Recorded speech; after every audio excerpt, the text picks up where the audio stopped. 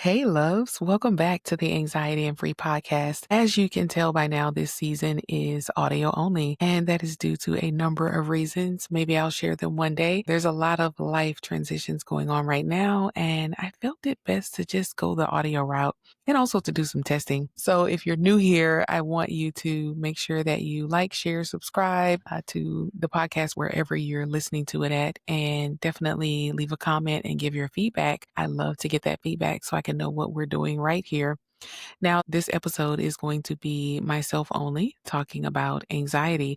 And our actual title is How is Anxiety Treated? A Psychotherapist's Reaction. Now, why did I do this? This season is all about sharing the therapist playbook with you. And what that means is I am not holding anything back. I hear from a lot of people who tell me they go to therapy and they do that consultation and they're wanting to get something out of it for their anxiety, wanting to get a reduction in symptoms, wanting to avoid medication, because I get a lot of people who want to go the natural route to treating their anxiety, and they talk to the therapist, and the therapist during the consultation says, "Yep, I got this. You're fine. You're safe with me." That anxiety will get dealt with, and then they are in session 3, 4, and 5, and still no strategy, no skill has been shared to help them manage their anxiety. Now, I thought, what better way to really start this season off than to discuss something that I myself have struggled with. If you have listened long enough, you know that I actually have a diagnosis of generalized anxiety disorder that I got at the age of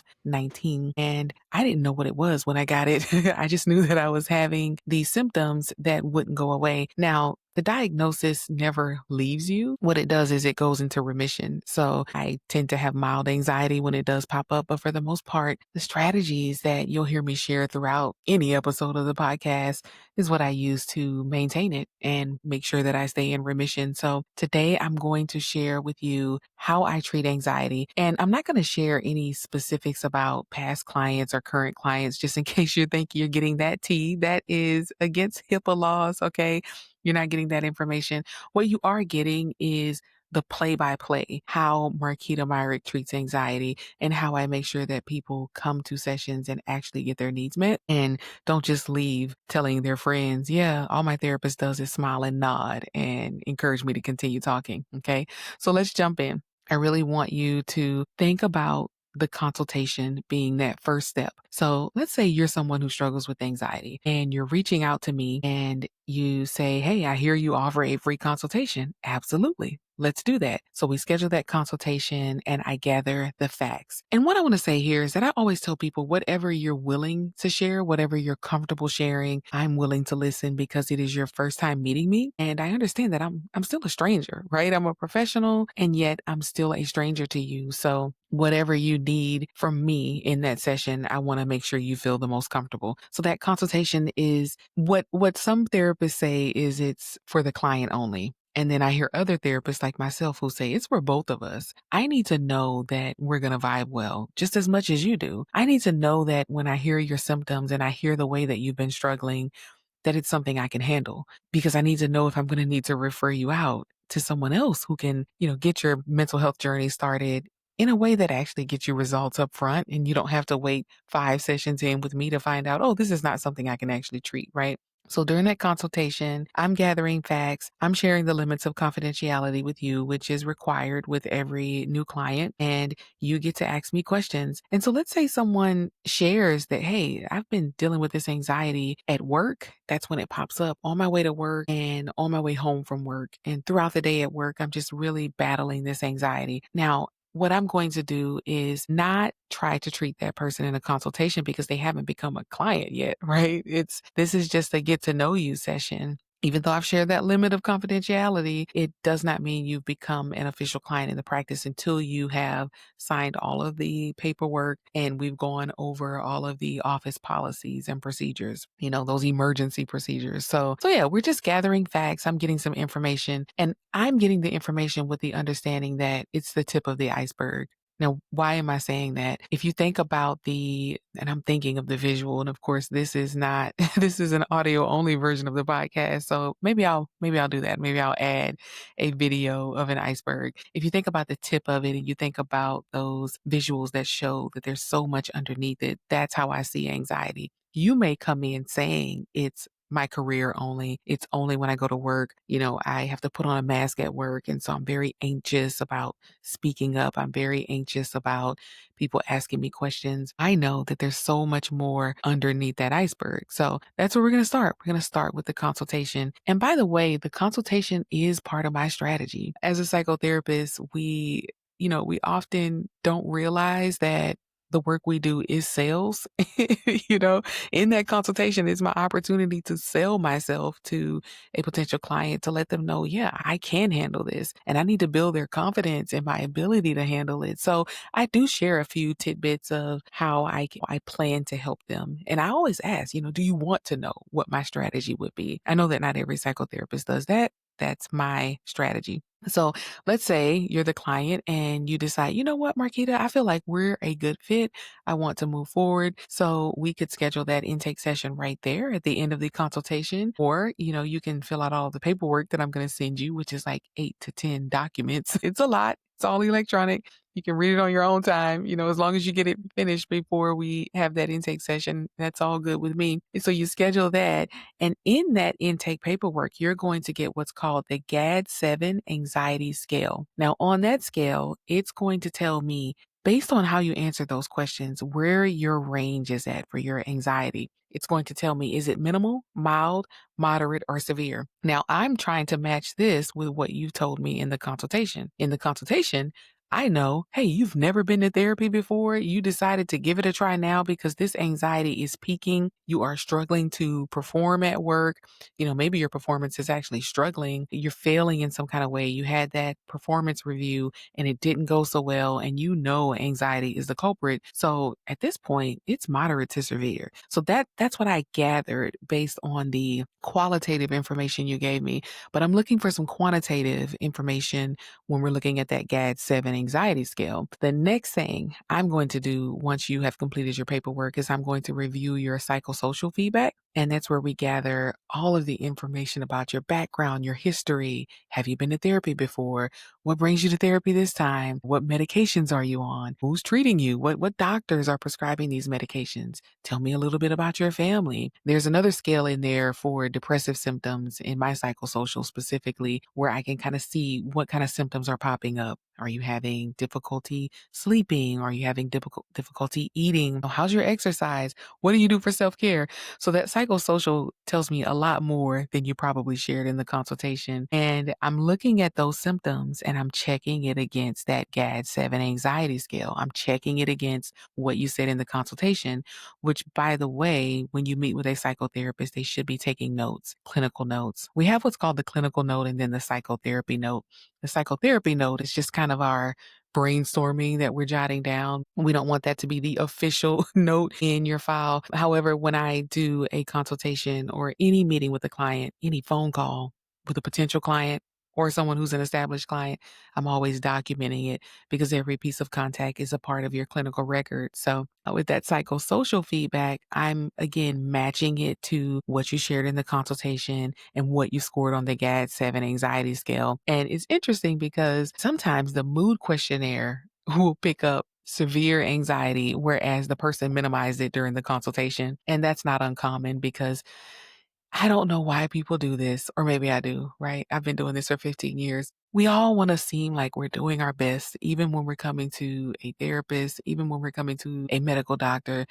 Look, it is not the time to bring your perfect self to the table. It is time for you to share exactly what has been going on, how intense it's been for you, so we know how best to help you. That's the way we help you the best, right? So we need you to be honest in those consultations because those scales will pick up that something's different based on what you shared qualitatively versus quantitatively on that form. So then the next session is the intake session. We're going to go over that paperwork. We're going to really dive in. And I let people know in the intake session, I'm going to use basically what you've given me, but I also want you to have the opportunity to say, hey, I want to start somewhere specific. I do that because in my own therapy, I found it so beneficial for me to be able to say, here's what's popped up since we met the last time versus the therapist just always having that clinical agenda. We do have the agenda. The agenda should match your treatment goals. The agenda should match the information you shared with us in the consultation. However, life be lifing, right? Sometimes life's in between those sessions and you have something else you want to talk about. Maybe you presented with anxiety, but you got into an argument with your partner and you really want to start there in the intake session. Okay. Well, once we review all of the paperwork and get a general idea of where we're going on this trip, then go for it. Let's talk about that argument with your partner because 9 times out of 10, that gave you anxiety anyway. So it all relates, right? All right. So in that intake session, we're gathering the history of anxiety. And again, I'm matching it. What did the scores say? What did you tell me? What are you telling me others around you are saying? I want to know what everyone in your life has to say about this anxiety, down to your supervisor. That's right. Your kids, your partner, your friends, your supervisor, your mom, your dad, caregivers, whomever. I want to know what they had to say. You may have noticed a little pause there because I'm recording this very late. So I have my bedtime voice on tonight. And my son started calling my name after he got a 7-minute back massage, y'all, to manage his own anxiety. And I can't record this podcast. Look at that. Anyhow, we're back. So yeah, we're in that intake session. Let's say you do really want to dive deep and you're like, I really need to figure out where this anxiety is coming from. So then I'm going to tell you what I've discovered based on what you shared in the consultation, what came up on the paperwork. Sometimes providers give you these scales, the anxiety scale, the mood disorder questionnaire, the depression scale, and then no one's actually going over it with you. You took the time to do it for me, right? To complete that information and answer those questions honestly. So we go over it. And I don't go over it word by word and say, oh, here's how you answered this question. It's more so here's what this form says. It says your anxiety is actually severe when you told me it's kind of mild, or vice versa, right? Sometimes it flips. So we talk about that and then we start to identify themes. Identifying themes is one of my favorite parts of the strategy when I am treating someone who is struggling with anxiety because it seems like the anxiety is popping up out of nowhere. It seems like it's only happening at work. But what we may discover is that it actually happens when you're struggling with your confidence. So that may not necessarily be an issue with the type of work you do or the location of where you work at or an issue with your coworkers. This could really all boil down to self-esteem and confidence issues. So when we start nitpicking at this thing, right, and identifying where the themes are, we're breaking it down in my mind. And this is when I get very extroverted in session, very animated, because I get excited to find out what those themes are for people. So they're not feeling like they're just floating. That's how it feels when you have anxiety. It just feels like nothing sticks. Sometimes the brain is blank. You know what you're feeling in your body and you don't quite know where to stick it to. Like, where is this coming from? Let me know in the comment section, wherever you're listening to this podcast, if that's what it's felt like for you, because that's what it's felt like for me and for many of my clients throughout the years. So after we identify those themes, then we identify the negative impact. 9 times out of 10, I'm already understanding it's impacting you in meetings. It's impacting you even as you walk into work. Maybe you're sitting in your car for the first 15 minutes. You have to arrive early because you have so much anxiety before it's time to even walk through the door. Maybe you struggle after work. You want to go to the gym, but you're not going, or you have kids to feed and you need to grocery plan, but you have so much anxiety that you're not doing that, right? Or you're late picking them up from daycare. I really want to understand what these overarching themes are and how it's impacting you negatively. And then this is the most surprising part to people. I also want to know, how is it impacting you positively? That's right. I know you're probably shaking your head thinking, what is she talking about? I am so sick of anxiety. I want to get rid of it. I get it. However, anxiety is something that we need. God gave it to us for a reason. Because if we are in trouble, if our lives were in danger, our anxiety would kick in. We need it to because we need to shift into action. We need to run. We need to flee, whatever the case may be, whatever the threat is, right? And so sometimes anxiety is actually saving you. Underneath it all, you're struggling so much with your self-confidence that anxiety keeps you on your toes. It keeps you working extra hard. It keeps you arriving to work extra early to make sure that you can manage it. It keeps you planning out what you're going to say in those meetings and practicing it over and over so you can make sure you get it right. Now, that's also exhausting you. However, you're shining. no one's picking up on this anxiety, right? Or maybe they are, who knows? But there are ways that it's impacting you positively. And sometimes it allows people to stay safe. Like maybe you want the promotion, but you realize it doesn't actually come with a pay raise, which is the case with so many jobs in America, right? They want to give you a promotion in title, but not in pay. So you're thinking, actually, the anxiety keeps me right where I need to be because I don't overwork. I do enough to get by. So there could be some positive impacts there. And then I get to what I call the autonomy question. Would you like to address your anxiety with natural remedies, medication, or both? 9 times out of 10, I know this from the consultation. However, it never hurts to bring it back up after we've dug up all of this stuff, right? After we have the data from the GAD-7 anxiety scale, after I have the data from the consultation and from what you checked off or typed in on your psychosocial, from what you shared during this intake session, we've identified the themes. I understand how it's impacting your life negatively and positively. Now I need to know again, do you want to manage this naturally? With the strategies that I'm going to teach you, do you want to do medication or both? And if your anxiety is moderate to severe, I'm going to argue very confidently that pursuing a medication consultation is probably in order. I am not a medication prescriber. Okay. I'm not a psychiatric nurse practitioner. I am not a psychiatrist. I am not a medical doctor at all. However, what I am is a psychotherapist who's done enough continuing education and has had enough personal experiences with anxiety to know that sometimes people need to take the edge off, and medication does that. Because if you tell me you want to do this naturally and we're already 2-3 weeks into therapy and you're struggling to practice the skills that I'm sharing with you, I'm going to automatically know, well, we had already identified that the anxiety was moderate to severe. So I knew upfront you could have benefited from medication.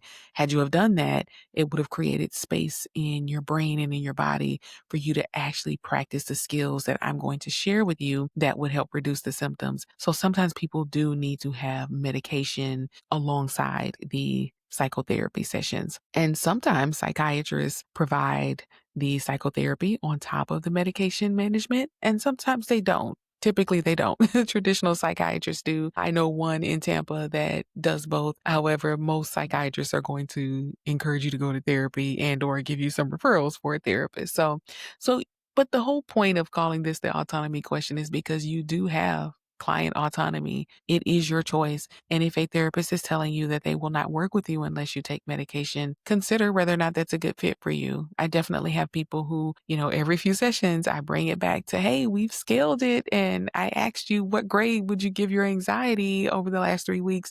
And you gave me a D. And last time you gave me a D, or last time you gave me a C minus. So that's telling me it's not getting any better, and you have a lot of stressors in your life. So it doesn't sound like those stressors lend to a positive outcome here. So either the stressors come down and give you enough space and energy to practice the skills, or are you willing to consider medication? Most of the time, I kid you not, people tell me, yeah, I'm still gonna, I'm still gonna just wing it. I'm still gonna play it by ear. Thank you for checking in, Marquita. And I'm never pushy because again, client autonomy. All right. So now we're moving to the possible therapeutic homework. That's where I share some CBT skills, some deep breathing skills. That's where we talk about positive psychology even, because what's doing all these skills if you can't maintain a positive mindset about the process? And what's doing all of these skills if we don't talk about your life values and your overall goals for life? And if we don't talk about the importance of gratitude, right? If we don't talk about the importance of exercise and who you spend time with, what types of media content you consume and how that's impacting your anxiety.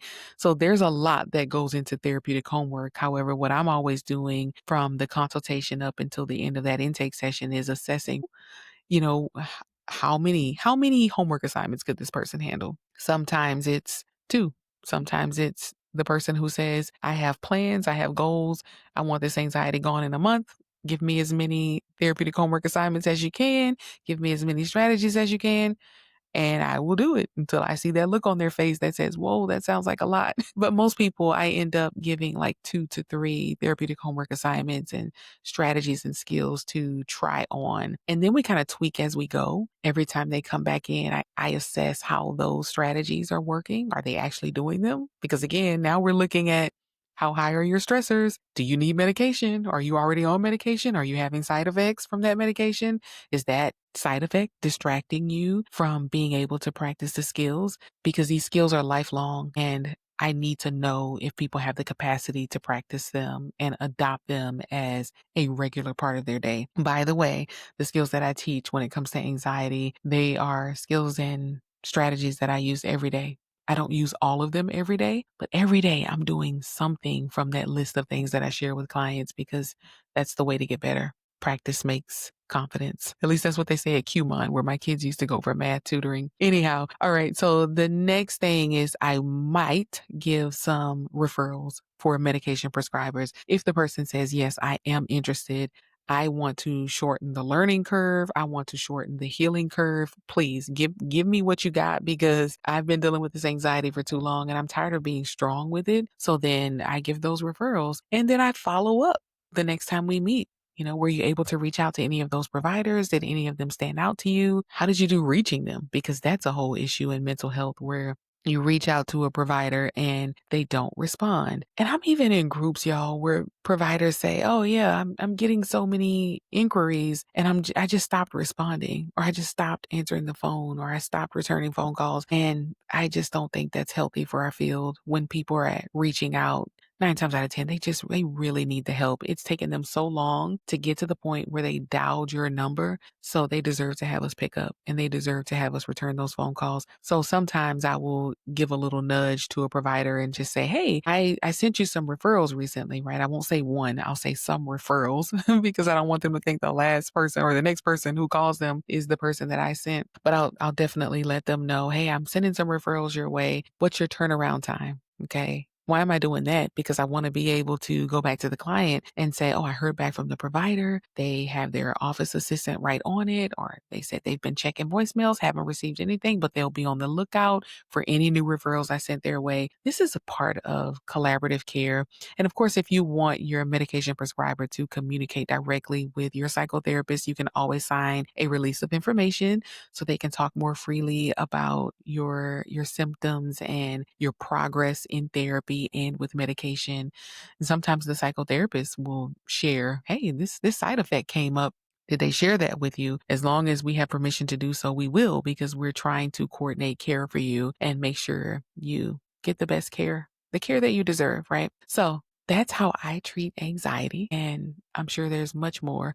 But when I sat down to just kind of brainstorm the list for you, that's what came out. Again, some things may look different for certain people depending on their presentation. However, I'm always just effectively treating it. And I thought, well, what exactly am I doing? I should probably write this down. And if I'm going to write it down, then I'm going to make it a podcast episode for you. So I'm just going to recap the strategy. First, we meet for that consultation. If you decide it's a good fit, we both agree this is a good fit, let's move forward. I have you take that 𝐭𝐡𝐢 anxiety scale so I can assess quantitatively where your anxiety is measuring up at. Then I review your psychosocial feedback after you fill out all of the paperwork. Then we actually meet for that intake session. I gather more history about your anxiety and I'm pairing that qualitative and that quantitative data that I've gathered. I'm identifying themes. We're identifying the negative impact, the positive impact. I'm asking you that autonomy question. Would you like to address it with natural remedies, medication, or both? We're talking about possible therapeutic homework strategies, and I'm really pulling out a variety of modalities to help you reach your goals when it comes to